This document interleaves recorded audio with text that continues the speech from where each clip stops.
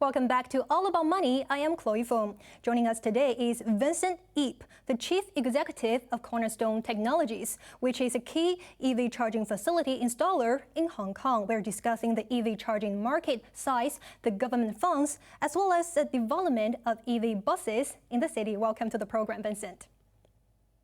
Thank you. All right. Thank you. And now let's also talk about the government fund. I know that you already mentioned a little bit. The government also in 2020 launched a 2 billion Hong Kong dollar scheme to subsidize the installation of charging facilities in over 60,000 parking spaces in existing private residential buildings. And this year, an additional 1.5 billion Hong Kong dollars was injected to further subsidize relevant services. So tell us, how has this fund been helping your company's project as well? How was the effectiveness? I think the government subsidies and their support into rolling out EV infrastructure is definitely welcomed by the industry. Although I think the speed of rollout of these projects are slightly delayed because of the various factors, including the COVID situation, including this is a brand new industry where quite a lot of the players are actually trying to figure out what's the best way to organize these projects, right? So at this point, right, a lot of the projects right now have not started their construction stage yet. Most of the buildings that has already been approved for that subsidies are now going through the first stage, which is hiring the consultant to develop the scheme and design so they can actually start to tender for the construction projects. I think, as far as I know, there's only one project that has gone through the first stage and now in the second stage of tendering out for contractor.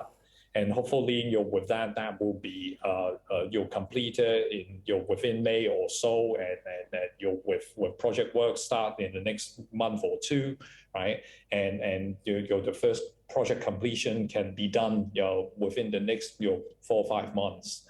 So that will be the first project for the EHSS scheme actually rolling out into the market. We do expect that. I think it will take a bit of time, right, for the government, for the 3.5 billion to be all completely used up for all the different projects. It might probably take 3, 4, 5 years. But nevertheless, we do believe that as we mentioned, right, this significant injection of funds from the government, it's very supportive, showing the supportive side where residential buildings will definitely be required to rolling out their EV charging infrastructure.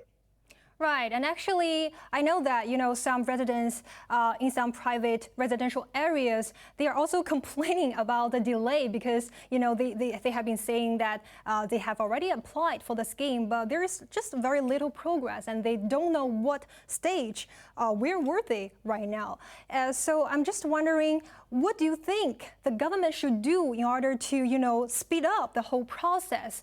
As we now know that the charge at home might become more common in Hong Kong this year and also later on. So how can the buildings effectively manage these projects with still limited experience? What is your point of view on this? I think as we mentioned, quite a lot of the buildings, they are now at the stage of hiring consultant to help them to develop their design scheme for the EV infrastructure, and also how to tender for the contractors, right? But I think even before that, or even during the stage of the with the consultant, right, it really is important for the buildings, right, for the owners to actually have a thorough discussion with the consultant on the overall planning, on how the whole project is going to be delivered, and even think about after the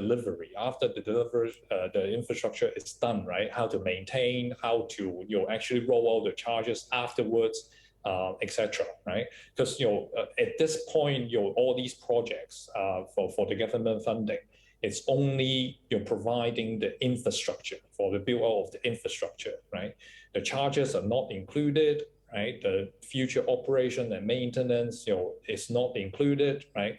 So how do the building in itself, right, will manage all these ongoing operations? How do you actually install the chargers, manage the chargers, so it won't make a mess, right? It's holistic planning when the demand is actually going to increase, significantly in the future. How the whole building is going to handle, et cetera, right? So a thorough planning, is definitely needed, during this stage.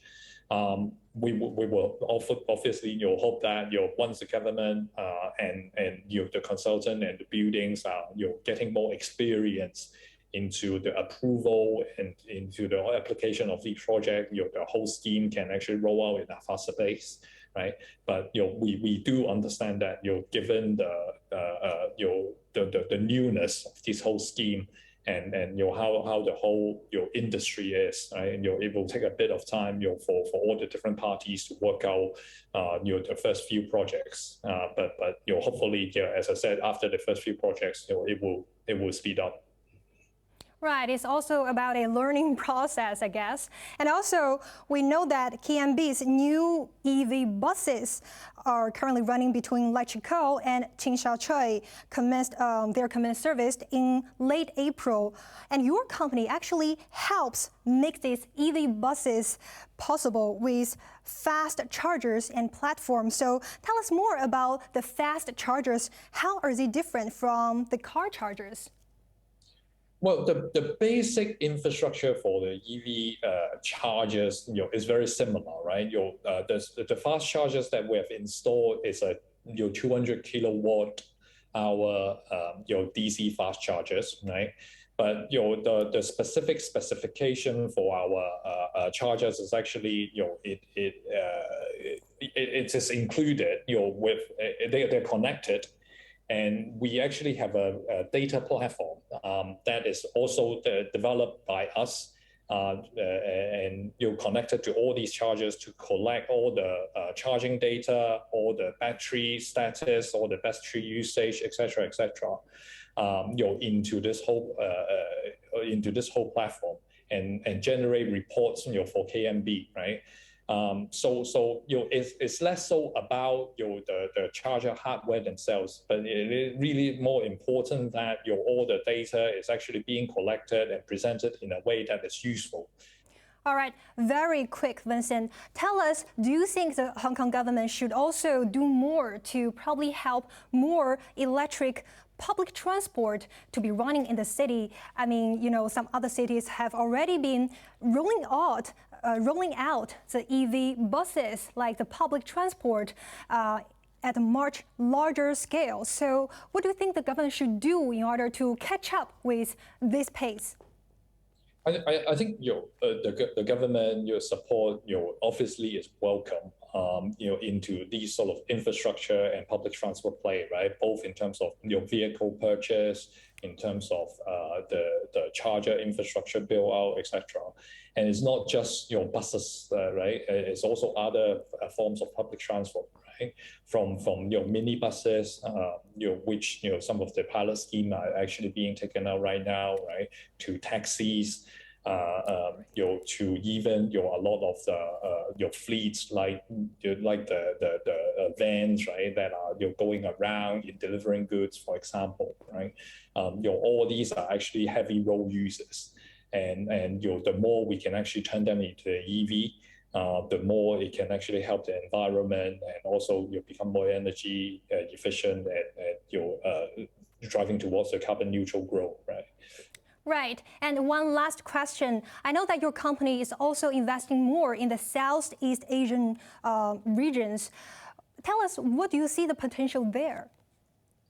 I think Southeast Asia, a lot of the countries like Cambodia or Vietnam, or Laos, these countries, right?